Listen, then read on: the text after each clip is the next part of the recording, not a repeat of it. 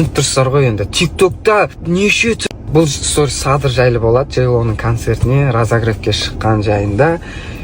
Түсініп тұрсыздар ғой енді. TikTok'та неше түрлі миға сыймайтын бар ғой, қаның басыңа шабатын бір әңгімелер жүріп жатыр. Қазір мен Садыр досым болғаннан кейін оны бір ақтап алғым келіп тұрған жоқ. По факту объективті түрде қарайықшы сол ситуацияға да. Ең бірінші нәрсе, вообще жыным келген нәрсе, Джейлоның командасы Садырды қалап, сол жерге разогревке шығарған екен. Ең бірінші әшейін, просто сол үшін ғана қуанатын нәрсеміз ғой.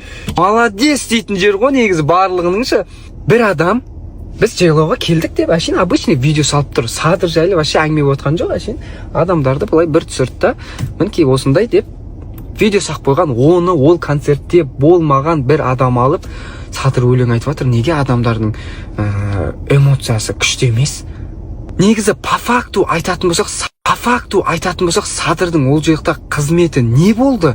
Садырдың қызметі разогрев айтып тұр ғой. Енді келген адамдар Садыр шығам дегенше 2-3 сағат сол жерде қысылып тұрған адамдар.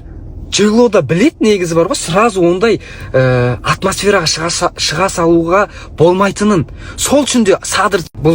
То есть вначале поставить мото, и это тоже никому не просто Садрадина. Мен сол ағаймын, поэтому, пожалуйста, не удивляйтесь, что я вот так наношу хайлайтер. Почему-то многие захейтили Садрадина за то, что он зачем пришел на этот концерт, он вообще ол әнші емес, не үшін ол келді, не үшін ол шықты, басқа артистер жоқ па бізде. Это проблема не Садрадина, это проблема организаторов. Садрадин поет лирические песни. Его можно было поставить, допустим, перед концертом Димаша Кудайбергенова. Неге осы концертке сеймо қоймасқа. Это проблема только организаторов. Это то же самое, как на концерт Димаша Кудайбергенова вначале поставить мото, и это тоже никому не понравится, потому что у них абсолютно разный стиль. Скорее всего, люди, которые пришли на концерт Димаша Кудайбергенова, не поймут, почему там находится мод. Но это не значит, что мод плохой исполнитель, это значит, что организаторы неправильно все продумали. Поэтому давайте, пожалуйста, не будем смеяться над Садрадином и не будем осуждать его. Я думаю, что он вообще ни при чем. И это шикарный артист, который, на минуточку, кажется, единственный собрал у нас стадион в какое-то огромное количество тысяч человек. Поэтому, хей, Джазбайк, давайте своих не будем оскорблять. И если ждете видео обсуждения насчет Баян Мақсатқызы, пишите в комментариях. Садрадин емес, привет, как дела деп танып жатыр ғой адамдар. Не қылдыңдар? Уже мені көшеде Садар. Кешегі концертте біреулер андай не жазып жүрді да, сахна мәдениетін сыйламайсың ба, майкамен не істеп жүрсің деп. Қанды ішпеші, өтініш. Қанды ішпеш, салып жіберем қа шапалақпен.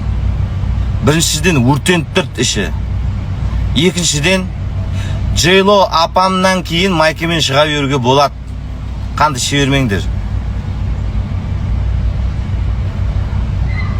Өзім нервім мен қонағым келіп отқандай деп қонады.